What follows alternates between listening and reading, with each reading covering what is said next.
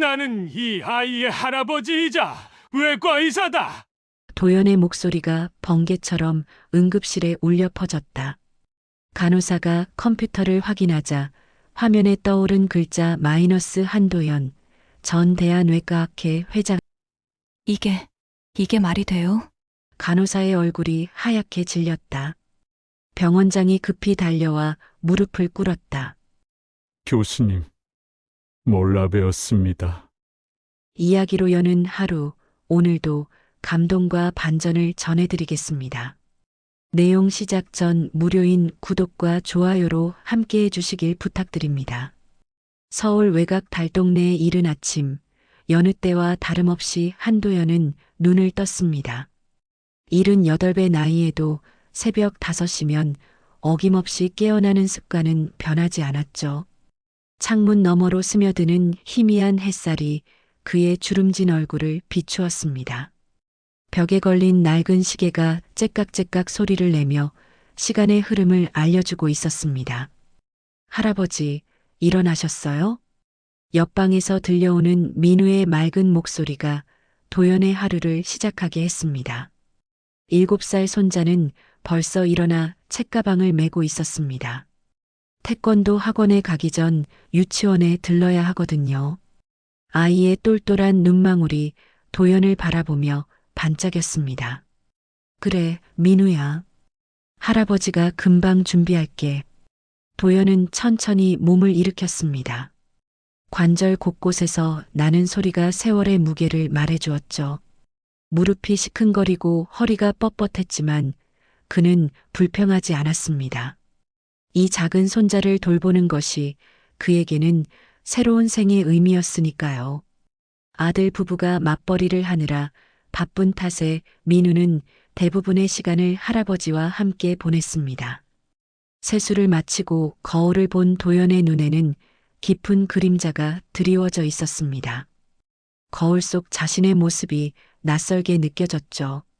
한때 칼잡이 전설이라 불렸던 그 손은 이제 떨리기 시작했고 수술용 메스를 잡던 정교함은 온데간데 없이 사라져버렸습니다. 손가락 마디마디가 굽어 있었고 혈관이 불룩하게 튀어나와 있었습니다. 할아버지, 빨리 가요. 늦겠어요. 민우의 재촉에 도연은 쓸쓸한 생각을 접었습니다. 지금 중요한 건 과거의 영광이 아니라 이 아이의 현재였으니까요. 그는 서둘러 옷을 갈아입고 민우와 함께 집을 나섰습니다. 동네를 걸으며 태권도 학원으로 향하는 길, 도연은 민우의 작은 손을 꼭 잡았습니다. 그 손길에서 따스함을 느꼈죠. 아이의 손은 부드럽고 따뜻했습니다. 마치 생명력이 넘쳐 흐르는 것 같았죠. 이제 내 수술손은 굳었지만 아이 손만은 꼭 지켜야지. 속으로 되뇌는 다짐이 그의 마음을 다잡아 주었습니다. 대학병원에서 수많은 생명을 구해냈던 그 손으로 이제는 손자의 일상을 지켜가고 있었습니다. 예전에는 하루에도 몇 번씩 수술실을 오가며 환자들의 생사를 가른 그 손이 이제는 아이의 신발끈을 메어주고 밥을 떠먹여주는 일상의 손이 되었습니다. 길가의 상점들이 하나둘 문을 열기 시작했습니다. 떡집 아주머니가 도연을 보고 반갑게 인사했죠. 어르신, 오늘도 민우 데려다 주시는군요. 참 대단하세요. 뭐려? 할 일이 있어야죠. 도연은 겸손하게 미소 지었습니다. 하지만 그의 마음 한구석에는 허전함이 자리 잡고 있었습니다. 예전에는 병원 복도를 지날 때마다 간호사들과 레지던트들이 깍듯이 인사를 올렸는데 지금은 그런 것들이 모두 꿈처럼 느껴졌습니다. 태권도 학원 앞에 도착하자 다른 아이들도 하나둘 모여들었습니다. 도연은 아이들 하나하나에게 따뜻한 미소를 지어 보였죠. 아이들의 맑은 웃음소리가 그의 마음을 환하게 만들어 주었습니다. 민우야, 열심히 하고 할아버지 올 때까지 기다리고 있어. 네, 할아버지. 오늘은 새로운 품새를 배운대요. 민우가 학원 안으로 사라지자 도연은 홀로 거리를 걸었습니다. 예전 같으면 지금쯤 수술실에서 환자의 생명을 살리느라 분주했을 시간이었는데 이제는 텅 빈 하루가 그의 앞에 펼쳐져 있었습니다. 커피 한 잔을 마시며 공원 벤치에 앉아 시간을 보내는 것이 그의 새로운 일상이 되었죠. 동네 사람들과 마주치면 정중하게 인사를 나누었지만 그들의 눈에는 그저 평범한 노인으로만 비쳤을 뿐이었습니다. 한때 의료계의 한 획을 그었던 한도연이라는 이름은 이미 세상 사람들의 기억에서 멀어진 지 오래였죠. 대학병원 명예교수였다는 것도, 수많은 생명을 구한 외과의사였다는 것도 이제는 아무도 기억하지 않았습니다. 오후가 되자 도연은 다시 민우를 데리러 나섰습니다. 아이가 뛰어나오는 모습을 보며 그는 하루 중 가장 행복한 순간을 맞았습니다. 민우의 얼굴에는 운동을 마친 후에 상기된 홍조가 피어 있었습니다. 할아버지, 오늘 사범님이 제가 발차기를 제일 잘한다고 칭찬해 주셨어요. 정말 우리 민우가 대견하구나. 손자의 자랑스러운 이야기를 들으며 집으로 향하는 길, 도연의 마음에는 잔잔한 평화가 찾아왔습니다. 거창한 수술실의 박수갈채는 없어도 이 작은 손자의 웃음소리가 그에게는 세상에서 가장 소중한 선물이었으니까요. 할아버지, 오늘 장터에서 아이스크림 사주신다고 하셨죠? 물론이지. 우리 민우가 태권도 열심히 했으니까 당연히 사줘야지. 민우의 눈이 반짝였습니다. 아이의 순수한 기쁨을 보며 도연은 자신의 삶이 여전히 의미 있다는 걸 느꼈습니다. 비록 수술실의 영광스러운 순간들은 사라졌지만 이렇게 소소한 일상 속에서 찾는 행복도 충분히 값진 것이었죠. 장터로 향하는 길에 도연은 문득 지난 날을 떠올렸습니다. 수많은 환자들의 고마운 인사, 동료 의사들의 존경 어린 시선, 의학회에서 받았던 찬사들. 그 모든 것들이 이제는 아련한 추억이 되어버렸습니다.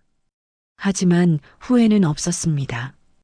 인생의 새로운 장에서 손자와 함께하는 이 순간들이 또 다른 의미로 소중했으니까요.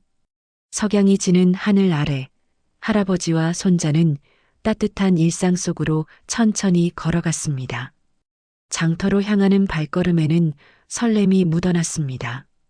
오늘도 평범하지만 행복한 하루가 저물어가고 있었습니다.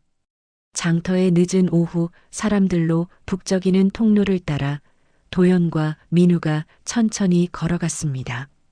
아이스크림 가게 앞에는 학교를 마친 아이들이 줄을 서 있었고 민우도 그 모습을 보며 기대에 찬 눈빛을 반짝였습니다. 장터 특유의 활기찬 분위기가 두 사람을 감쌌습니다. 할아버지, 저는 딸기 맛으로 할래요. 좋아, 딸기 맛으로 하자. 도연은 지갑에서 1,000원짜리 몇 장을 꺼내며 미소 지었습니다. 손자가 좋아하는 모습을 보는 것만으로도 충분히 행복했죠. 아이스크림 장수 아저씨가 친근하게 웃으며 분홍빛 딸기 아이스크림을 건네주었습니다. 민우는 곧바로 맛있게 핥기 시작했습니다. 할아버지도 드세요. 아니다. 할아버지는 괜찮다. 민우가 다 먹어. 두 사람은 장터 한복판의 작은 벤치에 앉았습니다. 주변에는 저녁 장보기를 나온 아주머니들과 퇴근길 직장인들이 분주히 오가고 있었죠. 생선가게에서는 아저씨가 큰 소리로 손님을 부르고 있었고 야채가게에서는 신선한 배추와 무가 산더미처럼 쌓여 있었습니다. 도연은 민우가 아이스크림을 먹는 모습을 바라보며 평온한 시간을 보내고 있었습니다. 할아버지, 이거 정말 맛있어요. 민우가 환하게 웃으며 아이스크림을 들어 보였습니다. 그 순간 도연의 마음에는 따뜻한 감정이 밀려왔습니다. 이런 소소한 행복이 그에게는 그 무엇보다 소중했죠. 그런데 갑자기 민우의 얼굴이 이상하게 변했습니다. 아이스크림을 들고 있던 손이 떨리기 시작했고 눈동자가 초점을 잃었습니다. 분홍빛 아이스크림이 손에서 미끄러져 바닥에 떨어졌습니다. 민우야, 괜찮니? 도연이 걱정스럽게 물었지만 민우는 대답하지 않았습니다. 아이의 얼굴이 점점 창백해지더니 갑자기 온몸에 힘이 빠지며 벤치에서 미끄러져 바닥으로 쓰러졌습니다. 작은 몸이 콘크리트 바닥에 털썩 주저앉았습니다. 민우야, 민우야. 도연은 깜짝 놀라 아이를 부축했습니다. 하지만 민우는 의식을 잃은 채 축 늘어져 있었습니다. 아이의 작은 몸이 도연의 팔 안에서 무겁게 느껴졌죠. 얼굴은 점점 더 하얗게 변해가고 있었습니다. 어떡하지? 민우야, 할아버지 목소리 들리니? 도연의 목소리에는 다급함이 배어 있었습니다. 손자의 맥박을 확인해 보려 했지만 떨리는 손으로는 제대로 느끼기 어려웠습니다. 한때 수많은 환자들의 생명을 구했던 그 손이 지금은 무력하기만 했습니다. 주변 사람들이 하나둘 모여들기 시작했습니다. 하지만 대부분은 그저 구경만 할 뿐 적극적으로 나서는 사람은 없었습니다. 아이가 쓰러졌네요. 뭔가 심각해 보이는데 응급실에 데려가야 하는 거 아닌가요? 사람들은 수군거렸지만 누구도 직접적인 도움을 주지는 않았습니다. 어떤 사람은 휴대폰을 꺼내 사진을 찍으려는 듯한 모습을 보이기도 했죠. 도연은 당황한 마음을 억누르고 민우를 안아 올렸습니다. 아이의 몸은 평소보다 차갑게 느껴졌고 호흡도 얕고 불규칙해 보였습니다. 병원에 가야 해. 도연은 민우를 품에 안고 장터를 빠져나왔습니다. 다행히 가까운 곳에 동네 종합병원이 있다는 걸 기억했죠. 평소 같으면 10분 거리였지만 아이를 안고 가는 길은 끝없이 멀게만 느껴졌습니다. 민우야, 조금만 참아. 할아버지가 병원에 데려갈게. 도연의 목소리는 떨리고 있었습니다. 수십 년간 의사로 살아오면서 수많은 응급 상황을 겪었지만 정작 자신의 손자가 위험에 처하자 마음이 급해졌습니다. 예전 같으면 냉정하게 상황을 판단하고 적절한 응급처치를 했을 텐데 지금은 그저 평범한 노인이 되어버린 자신이 안타까웠습니다. 거리를 지나가던 사람들이 도연을 바라봤지만 그들의 시선에는 동정심보다는 귀찮음이 묻어 있었습니다. 누군가는 혀를 차며 지나갔고 또 다른 누군가는 피해가듯 몸을 돌렸습니다. 심지어 어떤 젊은이는 또 노인네가 애 하나 제대로 못 봐서 라며 투덜거리는 소리까지 들렸습니다. 병원까지 가는 길에 도연의 마음은 복잡했습니다. 한편으로는 민우의 상태가 걱정되었고 다른 한편으로는 자신이 아무것도 할 수 없다는 무력감이 엄습했습니다. 내가 의사였는데. 하지만 지금의 도연에게는 청진기도 의료기구도 그 무엇도 없었습니다. 그저 손자를 걱정하는 할아버지일 뿐이었죠. 민우의 작은 얼굴이 점점 더 창백해져 가는 것을 보며 도연은 발걸음을 재촉했습니다. 숨이 차올랐지만 도연은 멈추지 않았습니다. 등에서는 식은땀이 흘러내렸고 심장이 격렬하게 뛰었습니다. 나이든 몸으로는 버거운 일이었지만 손자를 위해서라면 무엇이든 할 수 있었습니다. 드디어 동네 종합병원 앞에 도착했습니다. 응급실 간판이 보이자 도연은 안도의 한숨을 내쉬었습니다. 자동문이 열리며 병원 특유의 소독약 냄새가 코끝을 스쳤습니다. 오랜만에 맡아보는 그 냄새가 그를 과거로 데려가는 듯 했습니다. 제발 괜찮기를. 도연은 민우를 꼭 안고 응급실로 향했습니다. 형광등 불빛이 차갑게 내려앉은 복도를 지나며 그는 간절히 기도했습니다. 오랜만에 밟아보는 병원 바닥이 낯설면서도 친숙하게 느껴졌죠. 응급실 문 앞에서 도연은 잠시 망설였습니다. 한때 자신이 왕처럼 군림했던 그 공간으로 다시 들어간다는 것이 묘한 감정을 불러일으켰습니다. 하지만 지금은 그런 것들을 생각할 때가 아니었습니다. 민우의 작은 숨소리가 점점 약해지는 것 같았습니다. 도연은 더 이상 주저하지 않고 응급실 문을 밀고 들어갔습니다. 그 순간 새로운 세계가 그의 앞에 펼쳐지려 하고 있었습니다. 운명적인 만남이 시작되려 하고 있었죠. 응급실 문이 열리자마자 차가운 형광등 불빛이 도연의 얼굴을 비췄습니다. 병원 특유의 긴장감이 공기 중에 맴돌고 있었죠. 간호사 데스크 뒤에서는 젊은 간호사가 컴퓨터 화면을 바라보며 무언가를 입력하고 있었고, 한쪽에서는 당직 의사가 차트를 정리하고 있었습니다. 저기요. 아이가 갑자기 쓰러졌어요. 도연이 다급하게 외쳤지만 간호사는 고개도 들지 않은 채 여전히 컴퓨터만 바라보고 있었습니다. 몇 초가 지나서야 간호사가 천천히 고개를 들었습니다. 그의 표정에는 짜증이 역력했죠. 어르신, 순서대로 하셔야죠. 먼저 접수부터 하세요. 접수요? 지금 아이가 의식을 잃었는데요. 도연은 민우를 꼭 안고 간호사에게 다가갔습니다. 하지만 간호사는 오히려 한 발 뒤로 물러서며 귀찮다는 표정을 지었습니다. 그렇다고 해서 절차를 무시할 수는 없어요. 여기 서류 작성하시고 보험증 가져오셨나요? 간호사가 건네준 서류 뭉치를 보며 도연은 당황했습니다. 복잡한 양식들이 빼곡히 적혀 있었고 작은 글씨들로 가득했죠. 민우는 여전히 의식을 잃은 채 도연의 품에서 축 늘어져 있었습니다. 서류는 나중에 하고 일단 아이부터 봐주세요. 안 됩니다. 보호자 동의서 없이는 진료 못합니다. 간호사의 목소리는 기계적이었습니다. 마치 매뉴얼을 읽어주는 것 같았죠. 그 순간 당직 의사가 다가왔습니다. 30대 초반으로 보이는 젊은 의사였는데 피곤한 표정을 하고 있었습니다. 무슨 일이시죠? 선생님, 제 손자가 갑자기 쓰러졌어요. 의식을 잃었는데 제발 좀 봐주세요. 도연은 간절한 눈빛으로 의사를 바라봤습니다. 하지만 의사는 민우를 제대로 살펴보지도 않고 간호사와 눈빛을 주고받았습니다. 환자와 관계 증명도 없으신데 곤란합니다. 관계 증명이요? 이 아이는 제 손자라고요.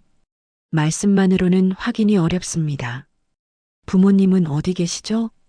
도연은 답답했습니다. 아들 부부는 직장에서 일하고 있었고 연락하려면 시간이 걸릴 것 같았습니다. 그 사이에 민우의 상태는 어떻게 될지 모르는 일이었죠. 아들한테 전화해 볼게요. 그러니까 일단 아이부터. 전화로는 안 됩니다. 직접 와서 신분증 확인을 해야 해요. 의사의 말에 도연은 절망감을 느꼈습니다. 관료적인 절차가 아이의 생명보다 중요하다는 듯한 태도에 화가 치밀어 올랐죠. 그럼 아이가 죽어도 상관없다는 거예요? 어르신, 흥분하지 마시고요. 우리도 규정이 있어서. 젊은 의사는 한숨을 내쉬며 말했습니다. 그의 시선에는 또 까다로운 노인이라는 냉소가 담겨 있었습니다. 간호사도 마찬가지였죠. 그들에게 도연은 그저 귀찮은 존재일 뿐이었습니다. 응급실 대기실에 앉아있던 다른 환자들도 하나둘 시선을 보내기 시작했습니다. 어떤 사람은 혀를 차며 고개를 저었고 어떤 사람은 수군거렸습니다. 요즘 노인분들이 참 병원이 만만해 보이나 봐. 저런 식으로 하면 안 되는데. 속삭이는 소리들이 도연의 귀에 들렸습니다. 그 순간 도연은 자신이 얼마나 무력한 존재인지 깨달았습니다. 한때 이런 병원에서 존경받던 의사였던 자신이 이제는 그저 귀찮은 노인으로 취급받고 있었습니다. 제발이요. 아이만은 살려주세요. 도연의 목소리가 떨렸습니다. 자존심을 내려놓고 애원했지만 의사와 간호사의 표정은 변하지 않았습니다. 어르신, 이해해 주세요. 요즘 세상이 어떤 세상인데 함부로 했다가 문제라도 생기면 의사는 책임을 회피하려는 듯 했습니다. 환자보다는 자신의 안전이 더 중요해 보였죠. 그런 모습을 보며 도연은 분노와 절망감이 동시에 밀려왔습니다. 민우의 얼굴이 점점 더 창백해져 갔습니다. 입술 색깔도 이상했고 호흡도 더욱 얕아지고 있었습니다.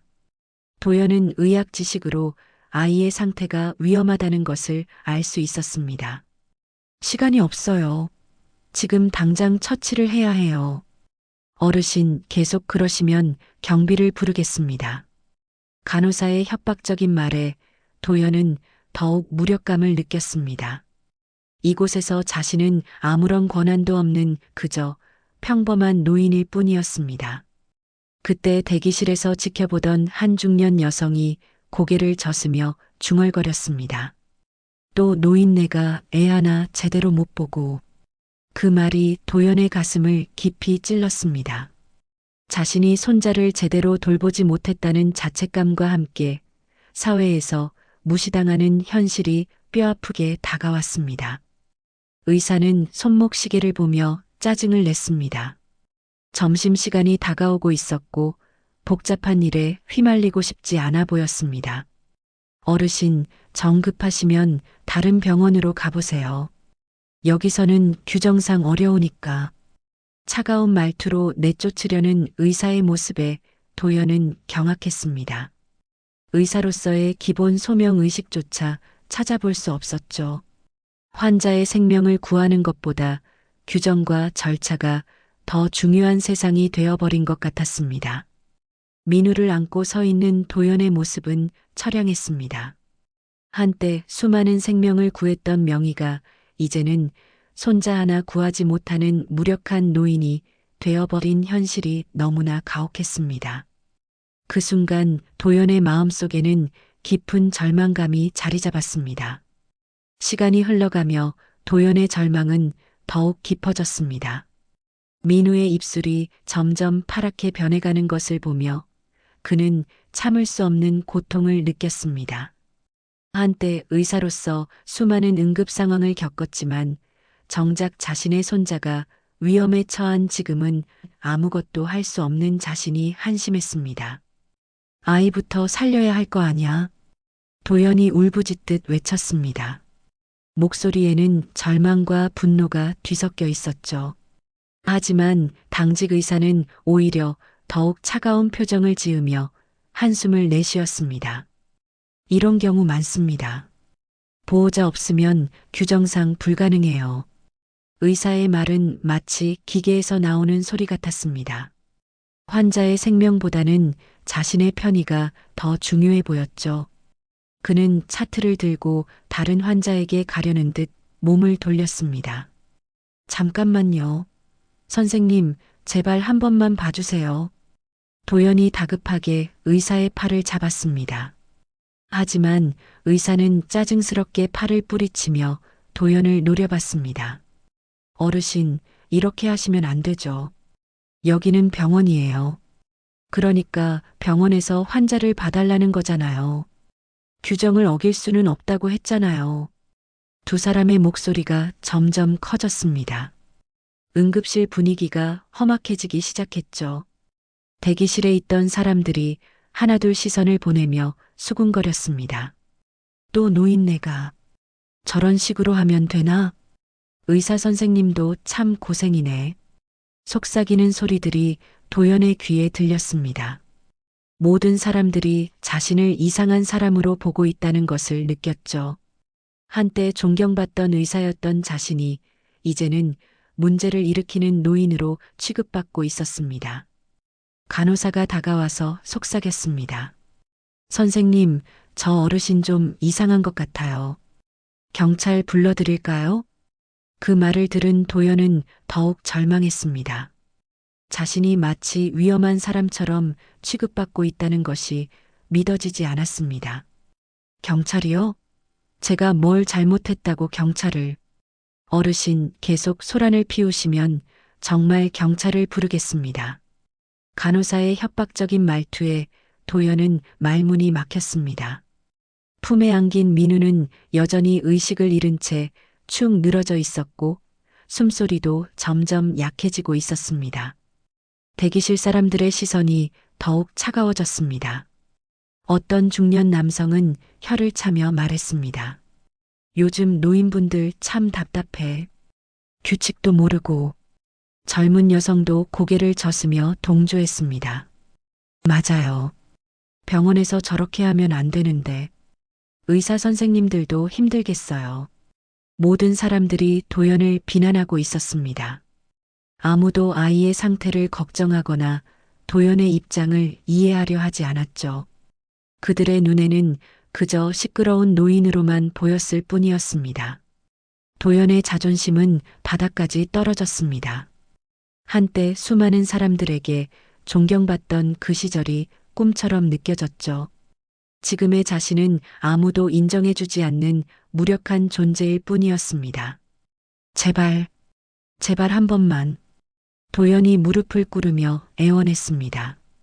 자존심 따위는 중요하지 않았습니다. 손자의 생명 앞에서는 무엇이든 할 수 있었죠.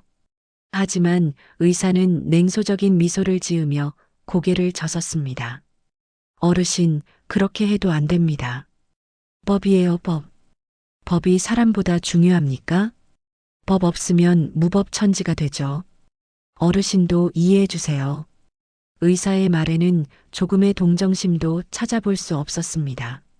마치 민우가 사람이 아닌 물건처럼 취급하고 있었죠. 그때 다른 간호사가 다가와 속삭였습니다. 선생님, 점심시간이에요. 빨리 정리하시죠. 알겠어요. 의사는 시계를 보며 짜증을 냈습니다. 점심을 놓치고 싶지 않아 하는 것 같았죠. 환자의 생명보다 자신의 식사가 더 중요해 보였습니다. 어르신, 정말 급하시면 다른 병원으로 가보세요. 여기서는 더 이상 어려워요. 차가운 말투로 내쫓으려는 의사를 보며 도연은 분노가 치밀어 올랐습니다. 하지만 동시에 깊은 절망감도 느꼈죠. 민우의 숨소리가 점점 더 약해지고 있었습니다. 얼굴도 더욱 창백해졌고 입술은 완전히 파랗게 변해 있었습니다. 도연은 의학 지식으로 아이의 상태가 매우 위험하다는 것을 알 수 있었습니다. 이러다가 정말 끔찍한 생각이 머릿속을 스쳤습니다. 손자를 잃을지도 모른다는 공포가 그를 엄습했죠. 한때 수많은 생명을 구했던 자신이 정작 가장 소중한 손자는 구하지 못할 수도 있다는 현실이 너무나 잔인했습니다. 대기실 사람들은 여전히 수군거리고 있었습니다.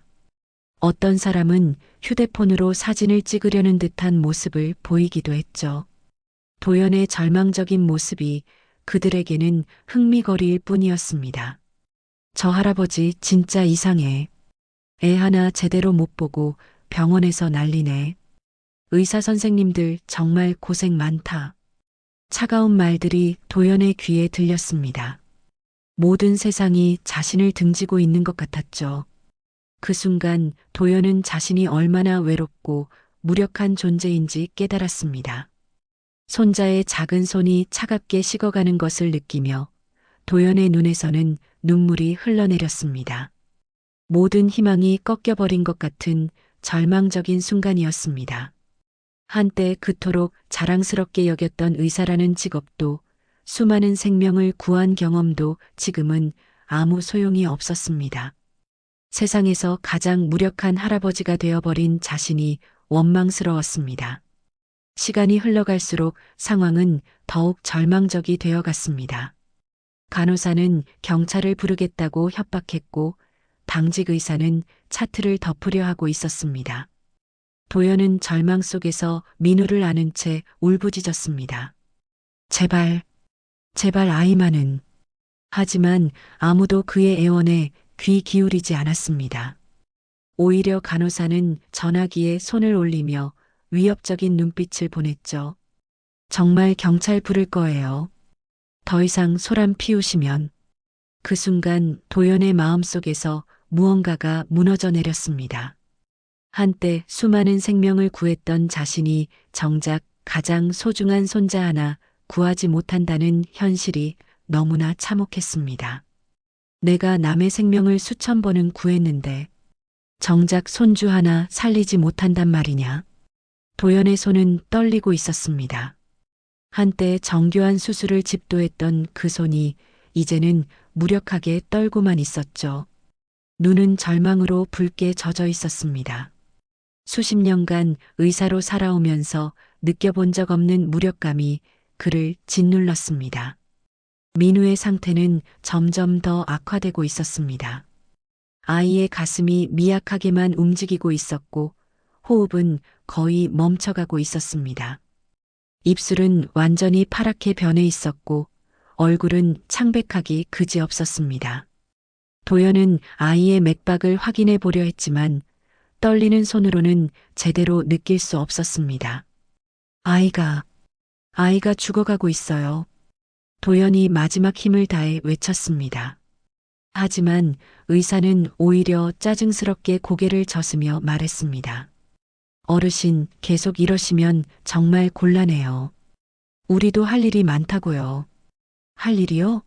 환자를 구하는 게 의사의 할 일 아닙니까? 규정 위반하면서까지 할 일은 아니죠. 의사의 차가운 말에 도연은 분노가 치밀어 올랐습니다. 의사로서의 기본 소명 의식조차 찾아볼 수 없는 그 모습에 실망감이 극에 달했죠. 환자보다 규정이 우선인 세상이 되어버린 것 같았습니다. 간호사가 전화기를 들어 올렸습니다. 여보세요? 병원 응급실인데요. 소란을 피우는 사람이 있어서. 네, 노인분인데 말을 안 들어요. 전화 너머로 들리는 간호사의 목소리에는 짜증과 불쾌감이 가득했습니다. 마치 도연이 정신 이상자라도 되는 양 말하고 있었죠. 그 순간 도연은 모든 것을 잃었다는 절망감에 빠졌습니다. 경찰이 오면 자신은 쫓겨날 것이고 민우는 아무런 치료도 받지 못한 채 죽어갈 것이었습니다. 대기실 사람들은 여전히 수군거리고 있었습니다. 저 할아버지 정말 이상해. 병원에서 저렇게 하면 안 되는데.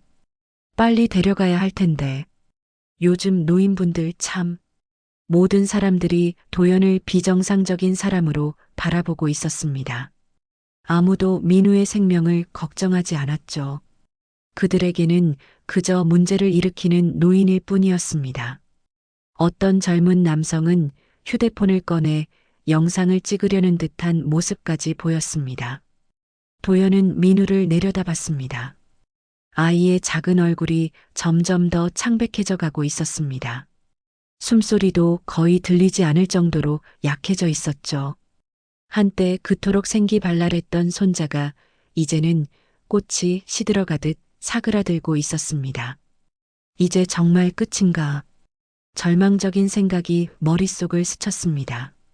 모든 희망이 끊어진 듯한 순간이었죠. 한때 수많은 환자들에게 희망을 주었던 자신이 이제는 절망에 빠져 있었습니다. 그때 민우의 가슴이 더욱 미약하게 움직였습니다. 마치 마지막 숨을 내쉬려는 것 같았죠. 도연은 그 모습을 보며 심장이 멎을 듯한 공포를 느꼈습니다. 시간이 얼마 남지 않았다는 것을 직감적으로 알 수 있었습니다. 안 돼. 안 돼. 도연이 절규했습니다. 하지만 주변 사람들은 오히려 그런 그를 이상하게 바라볼 뿐이었습니다. 간호사는 전화로 경찰에게 상황을 설명하고 있었고 의사는 다른 환자를 보러 가려고 하고 있었습니다. 응급실 안은 차가운 침묵이 흘렀습니다. 형광등 불빛만이 차갑게 내려앉고 있었죠. 도연은 민우를 꼭 안고 서 있었지만 아무것도 할 수 없는 자신이 한심했습니다. 내가 의사인데, 내가 의사였는데, 과거의 영광이 머릿속을 스쳤습니다. 수술실에서 환자를 구해낼 때의 그 성취감, 동료들의 존경 어린 시선, 환자 가족들의 감사 인사. 그 모든 것들이 이제는 아련한 추억일 뿐이었습니다. 민우의 호흡이 점점 더 얕아지고 있었습니다. 아이의 작은 몸이 도연의 품에서 축 늘어져 있었죠. 생명의 불꽃이 꺼져가는 것을 느끼며 도연은 절망에 빠졌습니다. 이대로 보낼 수는 없어. 그 순간 도연의 마음속에서 무언가가 타오르기 시작했습니다. 절망 속에서 피어나는 마지막 희망이었죠. 아니, 희망이라기보다는 포기하지 않겠다는 의지였습니다. 수십 년간 생명을 구해온 의사로서의 본능이 깨어나기 시작했습니다. 간호사가 전화를 끊으며 말했습니다. 경찰이 곧 올 거예요. 그때까지 조용히 기다리세요. 하지만 도연은 더 이상 기다릴 수 없었습니다. 민우의 생명이 점점 더 위험해지고 있었거든요. 그는 천천히 고개를 들었습니다. 눈에는 새로운 결의가 타오르고 있었죠. 의사가 다른 환자에게 가려는 순간 도연이 그를 불렀습니다. 선생님, 목소리에는 전과 다른 무언가가 담겨 있었습니다. 간절함도 있었지만 동시에 단호함도 느껴졌죠. 의사가 귀찮다는 표정으로 돌아봤습니다. 또 뭐세요? 그 순간 도연은 결심했습니다. 더 이상 애원하거나 굽실거리지 않기로 말이죠. 손자의 생명을 구하기 위해서라면 무엇이든 할 수 있었습니다. 심지어 자신의 모든 것을 걸고서라도 말입니다. 마지막 순간이 다가오고 있었고 이제는 행동할 때였습니다. 도연은 결심했습니다. 더 이상 애원하거나 기다릴 수 없었습니다. 민우의 생명이 시시각각 위험해지고 있는 상황에서 그는 마지막 선택을 해야 했습니다. 응급실 한쪽에 있는 응급카트를 바라보며 도연의 마음속에는 오랫동안 잠들어 있던 의사로서의 본능이 깨어나고 있었습니다. 선생님들이 안 하신다면 제가 하겠습니다. 도연이 단호하게 말했습니다. 목소리에는 전과 다른 무언가가 담겨 있었죠. 간호사와 의사는 그 말을 듣고 어리둥절한 표정을 지었습니다. 뭘 하신다고요? 응급처치요. 도연은 민우를 바닥에 조심스럽게 눕히고는 응급카트 쪽으로 향했습니다. 하지만 간호사가 황급히 막아섰습니다. 어르신, 뭐 하시는 거예요? 함부로 만지시면 안 돼요. 아이가 죽어가는데 가만히 있을 수는 없습니다. 도연은 응급카트를 밀어붙이고 직접 심폐소생술을 시작하려 했습니다. 하지만 간호사가 억지로 그를 말리려 했죠. 어르신 멈추세요. 이러시면 큰일 나요. 지금보다 더 큰일이 어디 있습니까? 도연의 손이 민우의 가슴에 올려졌습니다. 한때 수많은 생명을 구했던 그 손이 다시 한번 생명을 구하려 하고 있었습니다. 비록 떨리고 있었지만 그 손에는 여전히 의사로서의 기억이 남아 있었습니다. 1, 2, 3. 도연이 심폐소생술을 시작했습니다. 하지만 간호사가 계속해서 방해했습니다. 어르신, 멋대로 하시면 안 돼요. 당장 그만두세요. 나는 이 아이의 할아버지이자 외과 의사다. 도연이 외쳤습니다. 그의 목소리는 번개처럼 응급실에 울려 퍼졌습니다. 그 순간 오랜 세월 동안 눌러온 전설의 기운이 깨어나는 것 같았습니다. 목소리에는 절대적인 확신과 권위가 담겨 있었죠. 간호사와 의사는 잠시 멈칫했습니다. 도연의 목소리에서 느껴지는 무언가가 그들을 압도했기 때문입니다. 하지만 곧 의사가 다시 나서며 말했습니다. 외과 의사라고요? 어르신, 농담이 아닙니다. 도연은 계속해서 심폐소생술을 했습니다. 그의 움직임에는 전문성이 느껴졌죠. 비록 나이가 들어 손이 떨렸지만 수십 년간 쌓인 경험은 사라지지 않았습니다. 압박의 깊이와 속도, 리듬까지 모든 것이 교과서적이었습니다. 간호사가 억지로 도연을 막으려다가 그의 옷 안쪽을 보게 되었습니다. 그곳에는 낡은 의사 가운이 보였습니다. 세월의 흔적이 느껴지는 가운이었지만 여전히 의사임을 증명하는 것이었죠.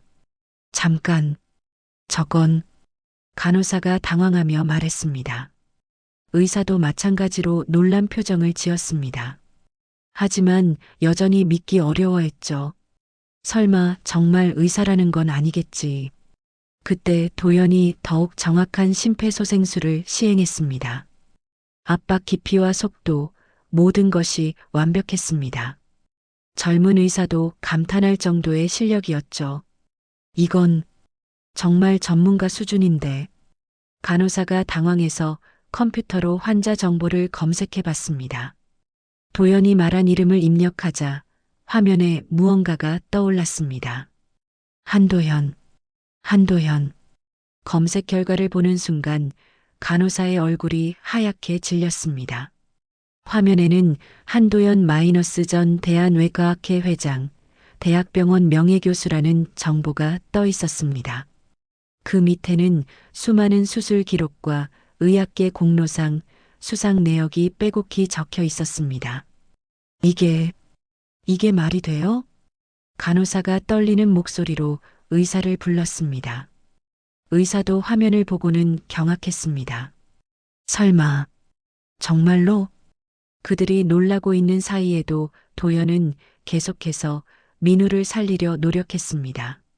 심폐소생술과 함께 기도 확보도 시도했습니다.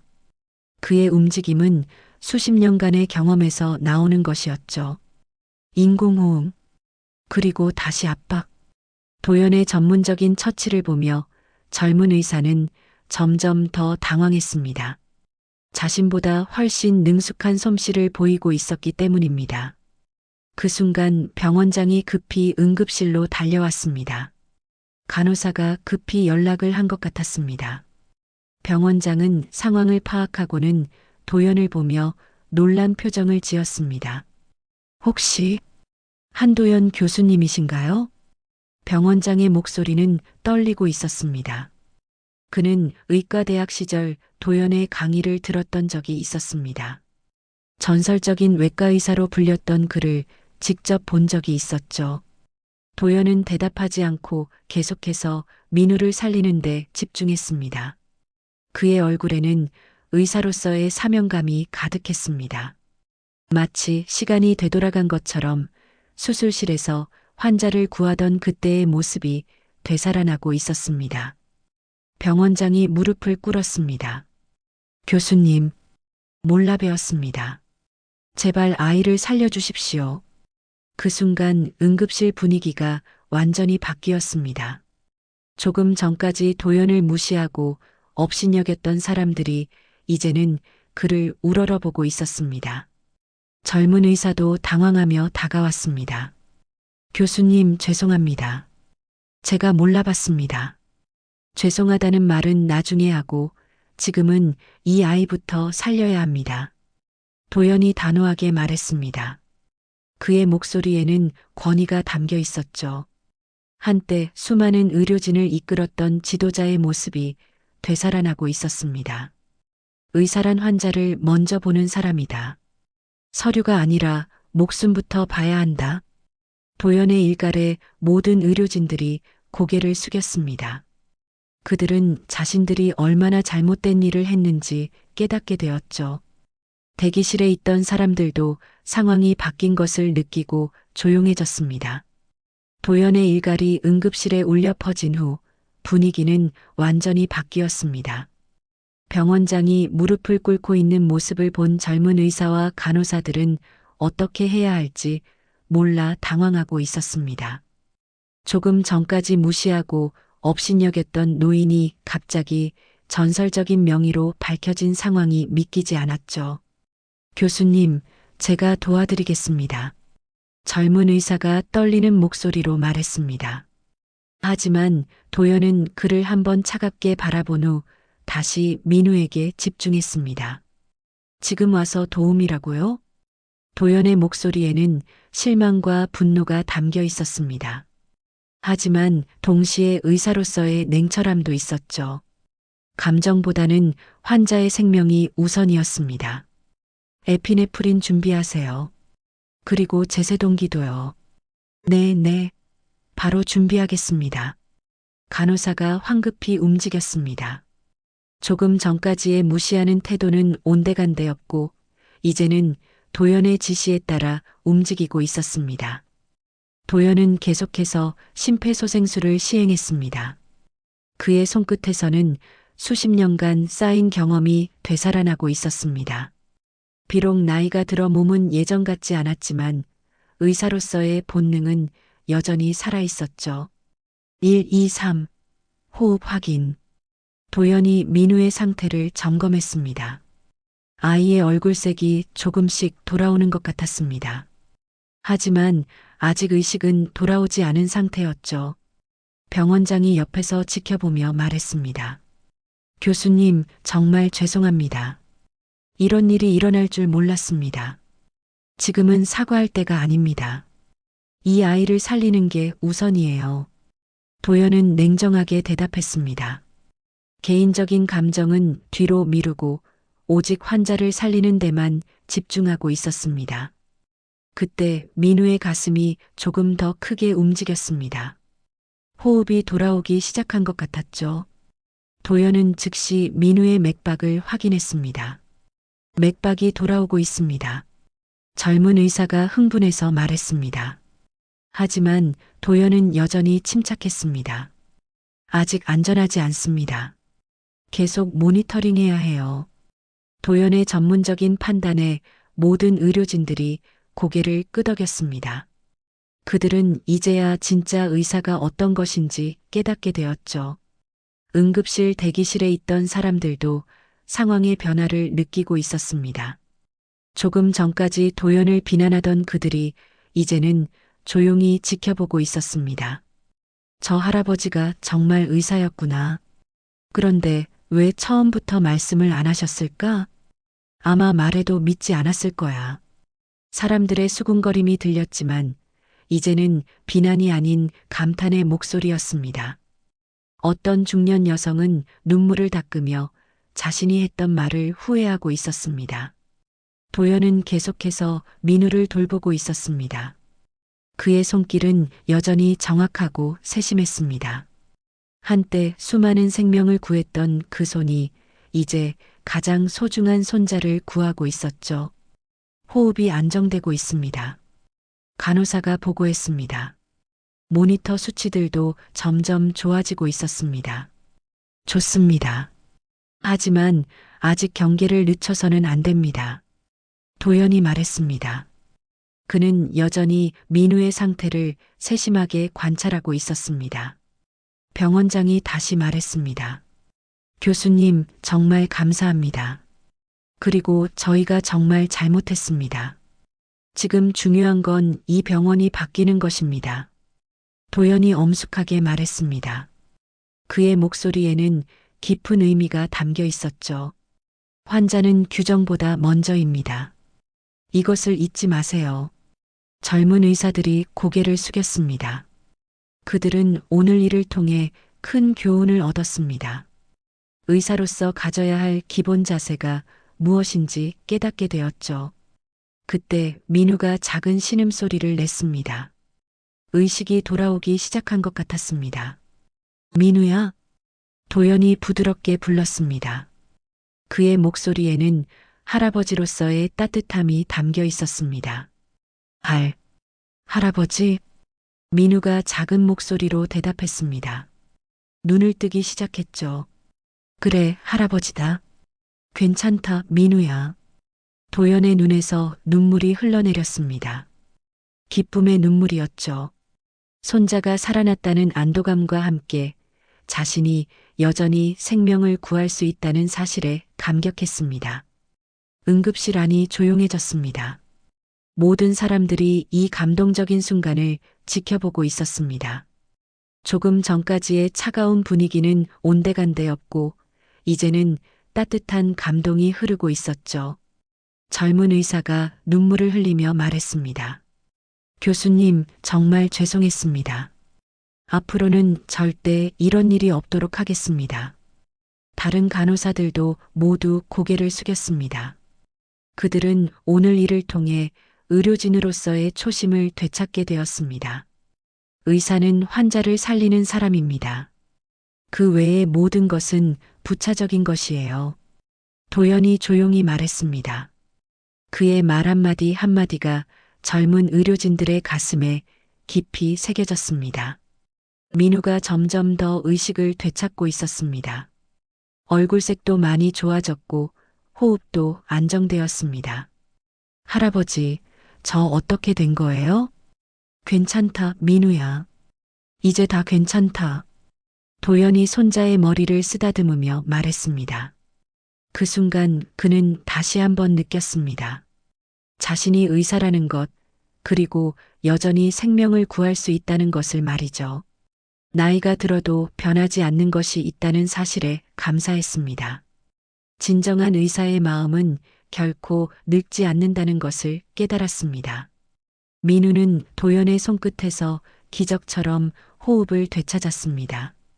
아이의 작은 가슴이 규칙적으로 오르내리는 모습을 보며 응급실 안은 울음과 탄성으로 가득 찼습니다. 조금 전까지 절망에 빠져 있던 분위기가 완전히 바뀌었죠. 민우야, 정말 괜찮니? 도연이 손자의 얼굴을 살펴보며 물었습니다. 민우의 얼굴색이 많이 돌아왔고 눈빛도 예전처럼 맑아지고 있었습니다. 네, 할아버지. 조금 어지럽긴 하지만 괜찮아요. 민우가 작은 목소리로 대답했습니다. 그 말을 듣는 순간 도연은 안도의 한숨을 내쉬었습니다. 젊은 의사들이 도연 앞에 서서 깊이 고개를 숙였습니다. 그들의 눈에는 눈물이 맺혀 있었죠. 교수님, 정말 죄송합니다. 저희가 너무 잘못했습니다.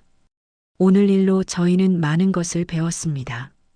앞으로는 절대 이런 일이 없도록 하겠습니다. 간호사들도 마찬가지였습니다. 그들은 자신들이 얼마나 잘못된 일을 했는지 깨닫고 있었습니다. 죄송합니다, 교수님. 처음부터 환자를 먼저 봤어야 했는데. 도연은 그들을 바라보며 조용히 말했습니다. 이제 나는 노인일지라도 생명을 살릴 수 있다는 자부심은 변하지 않는다는 걸 알았습니다. 그의 목소리에는 깊은 감동이 담겨 있었습니다. 오늘 일을 통해 자신이 여전히 의사라는 것, 그리고 나이가 들어도 생명을 구할 수 있다는 것을 확인했죠. 그리고 이 병원은 오늘을 계기로 변해야 합니다. 도연이 병원장을 바라보며 말했습니다. 병원장은 고개를 끄덕이며 대답했습니다. 네, 교수님. 오늘부터 저희 병원은 환자는 규정보다 먼저라는 원칙을 세우겠습니다. 모든 직원들에게 다시 한번 의료진의 기본 자세에 대해 교육하겠습니다. 병원장의 말에 모든 의료진들이 고개를 끄덕였습니다. 그들은 오늘 일을 통해 진정한 의료진이 되기 위해서는 무엇이 중요한지 깨달았습니다. 응급실 대기실에 있던 사람들도 변했습니다. 조금 전까지 도연을 비난하던 그들이 이제는 존경의 눈빛으로 바라보고 있었습니다. 정말 대단하신 분이었구나. 우리가 너무 성급하게 판단했어. 앞으로는 함부로 말하면 안 되겠다. 사람들의 인식이 완전히 바뀌었습니다. 노인에 대한 편견이 얼마나 잘못된 것인지 깨닫게 되었죠. 민우가 침대에서 일어나려 하자 도연이 조심스럽게 부축했습니다. 천천히 해, 민우야. 아직 완전히 회복된 건 아니니까. 할아버지, 저는 정말 괜찮아요. 할아버지가 저를 살려주셨잖아요. 민우의 순수한 말에 도연의 마음이 따뜻해졌습니다. 손자가 자신을 믿고 있다는 것이 그에게는 큰 힘이 되었죠. 젊은 의사가 다가와서 말했습니다. 교수님, 정말 감사합니다. 오늘 교수님 덕분에 저희는 의사로서 가져야 할 마음가짐을 다시 배웠습니다. 의료진이라는 것은 단순히 직업이 아니라 소명입니다. 그걸 잊지 마세요. 도연의 말에 젊은 의사는 깊이 고개를 숙였습니다. 그의 마음에는 오늘의 교훈이 평생 새겨질 것 같았습니다.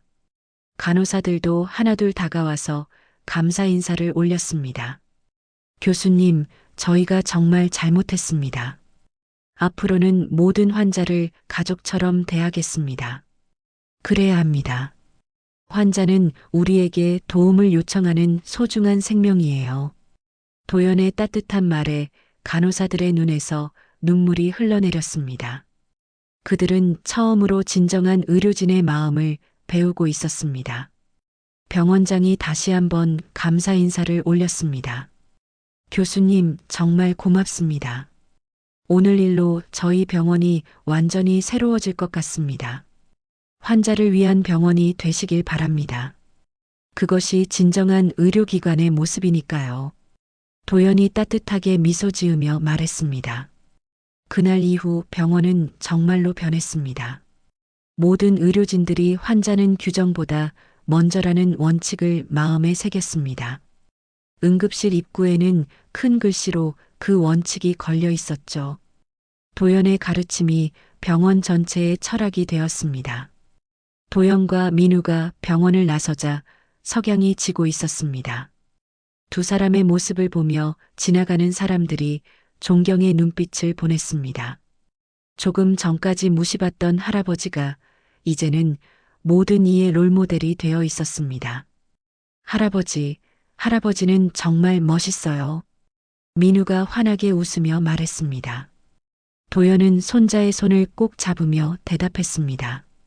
민우야, 할아버지는 언제나 너를 지켜줄 거야. 네, 저도 할아버지를 자랑스러워해요. 두 사람이 집으로 향하는 길, 도연의 마음은 뿌듯함으로 가득했습니다. 비록 나이가 들었지만 여전히 생명을 구할 수 있다는 것, 그리고 세상을 조금이나마 변화시킬 수 있다는 것을 확인했죠. 그날 밤 도연은 오랜만에 편안한 잠을 잤습니다. 꿈속에서 그는 다시 젊은 의사가 되어 수많은 환자들을 구하고 있었습니다. 하지만 꿈에서 깨어나도 후회는 없었습니다. 현실에서도 여전히 생명을 구할 수 있는 의사였으니까요. 모든 사람들이 그 노인을 존경의 눈빛으로 바라보게 되었습니다. 한때 무시받던 평범한 할아버지가 이제는 모든 이의 롤모델이 되어 있었습니다. 진정한 의사의 마음은 나이와 상관없이 영원하다는 것을 보여준 감동적인 하루였습니다. 세대 간의 갈등도 이해와 존경으로 치유되었고 모든 이들의 마음에 따뜻한 변화가 찾아왔습니다.